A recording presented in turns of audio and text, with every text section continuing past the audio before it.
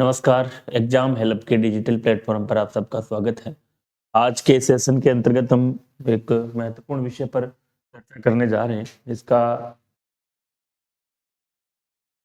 Thumbnail आप देख ही पा रहे हैं।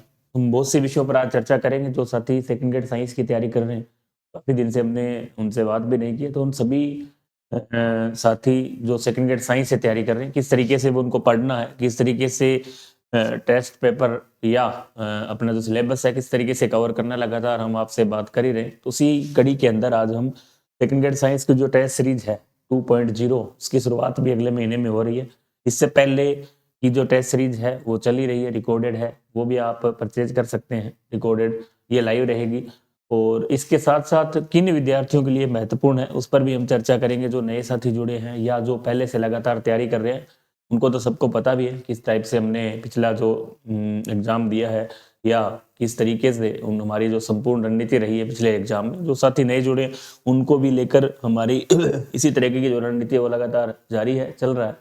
तो उसी कड़ी के अंदर आज हम इसमें टेस्ट सीरीज की हम बात करें तो इसमें जो शुरू हो रही है उसके अंदर 14 टोटल टेस्ट रखे गए, 13+1 एक बड़ा सभी पेपर है जो 150 प्रश्न जिसमें रहेंगे।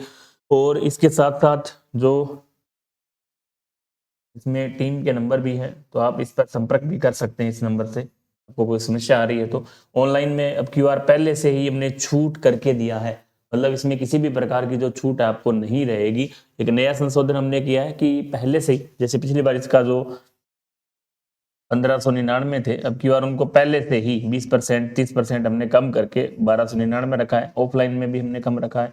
तो फिर भी जो साथी पुराने हैं 1.0 टेस्ट सीरीज में जो थे, 1.0 में जो शामिल थे विद्यार्थी, उनके लिए 20% की छूट रखी है। वो कूपन प्राइवेट रहेगा, उस पर आप इन नंबरों पर आप संपर्क करके उस कूपन को क्रिएट करवा सकते हैं ताकि आपको उसका लाभ मिलेगा। केवल जो पुराने विद्यार्थी उनके लिए, बाकी किसी भी प्रकार की आगामी दिनों में छूट नहीं रहेगी। ये जो फिक्स प्राइस आपको बता रहे हैं उसी प्रकार का रहेगा और उससे कोई फर्क भी नहीं पड़ता है। मान लो एक छोटी सी बात है, बहुत से सारे जो भी यूट्यूबर हैं या जो भी साइंस का एसएसटी का जो भी कोचिंग संस्थान है, वो पहले आपको इसमें रेट बढ़ाएंगे, उसके बाद हम कम करते हैं। तो उससे कोई ज्यादा फायदा मुझे लगा नहीं आपको या किसी भी को होगा। केवल वो एक लालच है, हम आपको पहले 1599 बताएं, फिर आपको 20% डिस्काउंट करें और फिर वो रेट 1200। उससे कोई ज्यादा खास फर्क आपके नहीं पड़ने वाला है। कंटेंट अच्छा हो, मार्गदर्शक अच्छा हो, उससे 100-200 रुपए से कोई खास फर्क भी नहीं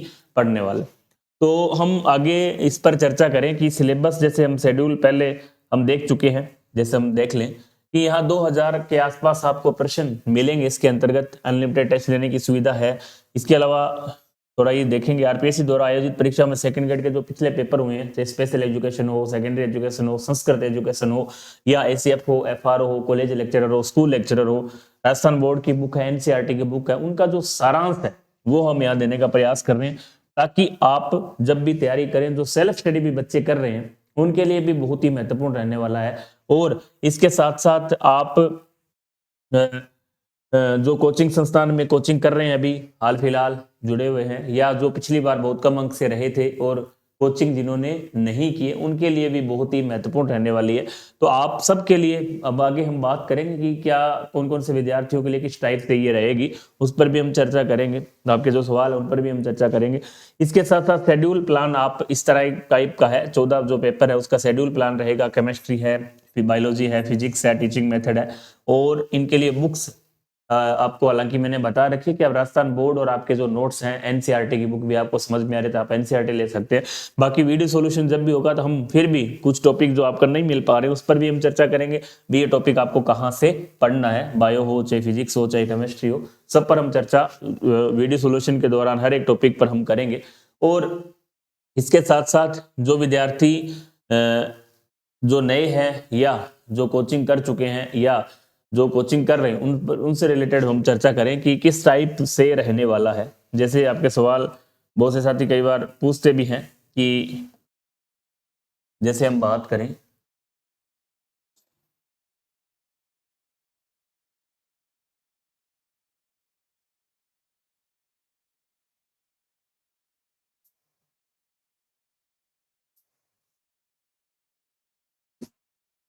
सबसे पहले हम देखें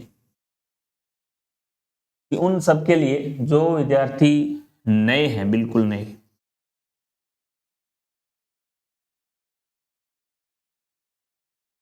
दो नंबर जो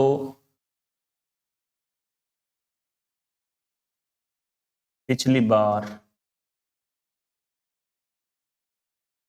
कम अंक से रहे हैं या कोचिंग कर चुके हैं।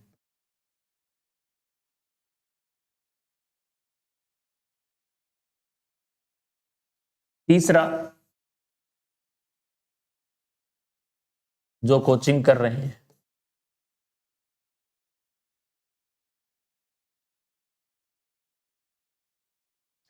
सबसे बात यह है कि कई बार ये भी सवाल हमसे पूछा जाता है कि सर आप कोर्स क्यों नहीं करवा रहे हैं। और हम कोर्स, हालांकि पूरे राजस्थान के अंदर बहुत से ऐसे संस्थान हैं, चाहे उत्कर्ष हो, जो बड़ी बड़ी कोचिंग्स हैं, वो सब आपको वहाँ कोर्स उनका उपलब्ध है, मिल रहा है। तो आप वहाँ से रिकॉर्डेड कोर्स, जहाँ तक मेरा मानना है कि यदि आप वास्तव में समय बचाना चाह रहे हैं तो आप कोर्स हमेशा ऑनलाइन लें। एक तो आपके लिए सस्ता भी रहेगा और आप उसको आराम से जल्दी कंप्लीट कर पाएंगे, क्योंकि वो ऑफलाइन की तुलना में आप ऑफलाइन ऑनलाइन के लिए फायदा है कि आप उसको जल्दी से कंप्लीट कर लेंगे। और उसके बाद मेनली थ्योरी पढ़ने में जहां तक मेरा विचार है कि आपको ज़्यादा समय भी नहीं लगता है, आप आराम से खुद भी करें तो भी कर सकते हैं। लेकिन साइंस फील्ड एक ऐसा फील्ड है जहां हमारी जो नींव है वो कमजोर है, कॉन्सेप्ट क्लियर नहीं है। तो एक बार यदि आप कोचिंग कर लेते हैं तो उसके बाद आपको बार बार कोचिंग करने की आवश्यकता नहीं है। उसके आधार पर आप ऑब्जेक्टिव जो अभ्यास है वो करें तो आपके सवाल हल होंगे और वही परीक्षा में, एग्जाम में पूछे जाते हैं। तो आप कोचिंग कहीं से भी, ऑनलाइन ऑफलाइन, जो आपको सस्ता लगे, उनके लिए मुख्य रूप से आप ऑनलाइन पर ही फोकस करें। 4-5-6 महीने में उसको कंप्लीट कर लें, जल्दी जल्दी वीडियोस देख के। और उसके बाद उसका लगातार अभ्यास है, किस यूनिट से किस प्रकार के जो प्रश्न है वो पूछे जा रहे हैं। इस टाइप का जो हमने एक शेड्यूल स्टार्ट किया है, राजस्थान में पहला है। ऑल राजस्थान के अंदर एक अलग मुहिम है और वो मुहिम ऐसे नहीं स्टार्ट की गई है, एक बहुत बड़े पैटर्न के आधार पर स्टार्ट की गई है और एक समझ के आधार पर स्टार्ट की गई है। यदि ऐसा होता तो आज से पहले बहुत सी कोचिंग संस्थान है, आज तक किसी ने वीडियो सॉल्यूशन वाली टेस्ट सीरीज नहीं चलाई है। पहला एक बड़ा प्रयास और वास्तव में सफल प्रयास है, क्योंकि इसका पहला उदाहरण हम आपको बता चुके हैं। पिछली परीक्षा के अंदर हमने एक बहुत बड़ा चैलेंज स्कोर प्राप्त किया था, इसके माध्यम से 65+ सिलेक्शन हमने दिए थे। उसका आधार केवल ये था कि आप खुद पढ़ें, कोशिश करें, खुद पढ़ सकते हैं। यदि नहीं पढ़ पा रहे तो आप एक बार रिकॉर्डेड कोर्स ले लें, उसके बाद आप उसको आराम से कवर कर पाएंगे। और जहां सबसे ज्यादा समस्या यही आती है कि हम कोचिंग कर लेते हैं या खुद पढ़ लेते हैं, लेकिन सवाल हमसे हल नहीं होते हैं। उस कंडीशन के अंदर हम क्या करें, उस स्थिति के अंदर हमने इस प्रकार से शेड्यूल बनाया है आपको, ताकि आप लगातार उस सिलेबस से जुड़े रहें। और जुड़ने के साथ साथ आप उससे, जैसे आपने कोचिंग कर ली, यदि आपने उसको 2 महीने 3 महीने बुक्स नहीं खोली, और खोलेंगे भी कैसे, क्योंकि हम तो वैसे ही एग्जाम टाइम में पढ़ने वाले हैं। लगभग 90% विद्यार्थी ऐसे होंगे जो इंतजार कर रहे हैं कि कब एग्जाम डेट आए और जैसे ही हम हमारे पढ़ाई स्टार्ट करें। वो बिल्कुल गलत तरीका है। आप फाउंडेशन के हिसाब से, नीट की जो विद्यार्थी थे, हम बहुत बार एग्जाम्पल देता हूं आपको, आरएस की जो तैयारी करते हैं, जैसे आपने बीए फर्स्ट ईयर का फॉर्म भर दिया और इधर आरएस की तैयारी स्टार्ट कर दी, इसी तरह आपने 10वीं 11वीं के साथ ही फाउंडेशन बैच नीट की तैयारी स्टार्ट कर दी। आप उन बच्चों की तुलना आपसे कीजिए, वास्तव में उनका और आपका डिफरेंट, और आप फर्स्ट बार में ही इसको निकालेंगे। उस निकालने का कारण है क्योंकि आपके कॉन्सेप्ट 2 साल में क्लियर हो जाते हैं और आप उसको आसानी से कवर कर सकते हैं। लेकिन 90% छात्र असफल क्यों होते हैं? क्योंकि वो तैयारी केवल मौसमी तैयारी करते हैं और 2-3 महीने पढ़ के वो चाहते हैं कि इस तरीके से हम उसको कवर करें कि आप टेस्ट दें, क्योंकि उन्हें समय नहीं मिल पाएगा टेस्ट देने का। क्या आप सिलेबस ही पूरा नहीं कर पाएंगे जब वैकेंसी आएगी उसके बाद। इस समय जो करवाने वाले हैं वो भी अच्छे से करवाएंगे, हम भी या हमारे जो भी साथी हैं, क्योंकि हम बिल्कुल फ्री हैं इस टाइम। आराम से जो बढ़िया मैटर जो तैयार हो रहा है वो बहुत ही शानदार तरीके से, शांत मन से हो रहा है। और उस टाइम क्योंकि थोड़ी जल्दबाजी रहती है, नहीं भी कर पाते, या टेस्ट हो या सिलेबस भी हो, तो वहां आपको नुकसान देखने को मिलता है। और आपका भी दिमाग शायद इतना नहीं सोच पाते आप भी कि हमें क्या करना है, क्या पढ़ना चाहिए, कौन सी बुक्स पढ़नी चाहिए। आपके पास भी समय नहीं होता और जो बताने वाला है उसके पास भी नहीं होता। तो ऐसी स्थिति में हम, ये बहुत ही सही समय है आप चाहे रिकॉर्डेड कोर्स लें ना लेते हैं तो भी हो सकता है, लेकिन आपको लग रहा है भाई हमारा सिलेबस नहीं हो पा रहा, हमें कुछ नहीं आ रहा है, तो आप एक रिकॉर्डेड कोर्स लें। उसके बाद टेस्ट का क्या फायदा रहता है कि आप, हमने इसमें 3 तरीके से डिवाइड किया। जो नए विद्यार्थी हैं, बिल्कुल जो पिछली बार तैयारी कर चुके हैं और जो कोचिंग कर रहे हैं। अब देखो जो नए हैं, जो पहली बार पढ़ रहे हैं, जिन्होंने आज तक कभी कोचिंग भी नहीं की और केवल सेल्फ के हिसाब से ही पढ़ना चाह रहे हैं, और वो लग रहा है उनको, या वो खुद को कॉन्सेप्ट क्लियर है, 11वीं 12वीं में अच्छे मार्क्स हैं, इस तरह की स्थिति है, तो आप शेड्यूल के अकॉर्डिंग अपनी जो बुक्स आपकी है वो पढ़े और टेस्ट दें। टेस्ट में भी आपको ये नहीं सोचना है कि मेरे मार्क्स कम आए, हो सकता है आपके मार्क्स कम आए। बहुत से ऐसे साथी तो टेस्ट का मतलब ये समझते हैं कि हमने सिलेबस कर लिया और उसके बाद ही हम टेस्ट ज्वाइन करेंगे ताकि हम उस परीक्षा में अच्छे नंबर ला पाए या उस टेस्ट के अंदर अच्छे नंबर ला पाए। ऐसी स्थिति आपको कभी भी नहीं सोचना है कि नंबर कम आएंगे। क्यों आएंगे? क्योंकि आपको नहीं आ रहा, जब भी तो आपने टेस्ट सीरीज ज्वाइन की है या आप कोचिंग ले रहे हैं। आपको आता तो आप क्यों करते? ऐसी स्थिति के अंदर आप बिल्कुल नेगेटिव हो जाते हैं और सोचते हैं सर मेरे तो टेस्ट में नंबर नहीं आ रहे, मेरा सिलेक्शन होगा या नहीं होगा। टेस्ट का कभी भी ऐसा उद्देश्य नहीं सोचना है नंबर आए नहीं आए, लेकिन आप टेस्ट देने के बाद यदि आपको नहीं आ रहा है तो वो गलत है। आप टेस्ट देने के बाद उस सवाल को करें, वीडियो सॉल्यूशन देखें वहां, या आपके जो कॉन्सेप्ट हैं, आपके नोट्स हैं, उनमें देख के आप उसको करने का प्रयास करें। उसके बाद आपको नहीं आए तो गलत है। लेकिन आप पहली बार में ये सोच लेते मैंने टेस्ट दिया, मेरे तो 150 में से 60 ही सही हो रहे हैं। जब आप ये सोचो, जब आपने वो सीरीज स्टार्ट की थी या जब आपने पढ़ना स्टार्ट किया था, उस समय आपके कितने मार्क्स आ रहे थे और आज की कंडीशन में आपके कितने मार्क्स आ रहे हैं, तो वो चीजें आप थोड़ा सा देख के चलेंगे तो आपको इसका फायदा 100% मिलने वाला है। लेकिन आप पहले स्टार्ट करने से पहले ये सोच रहे हैं कि मेरा सिलेक्शन होगा नहीं होगा, इतने नंबर आ रहे हैं, तो ऐसी स्थिति में आप शायद उसको नहीं कर पाएंगे।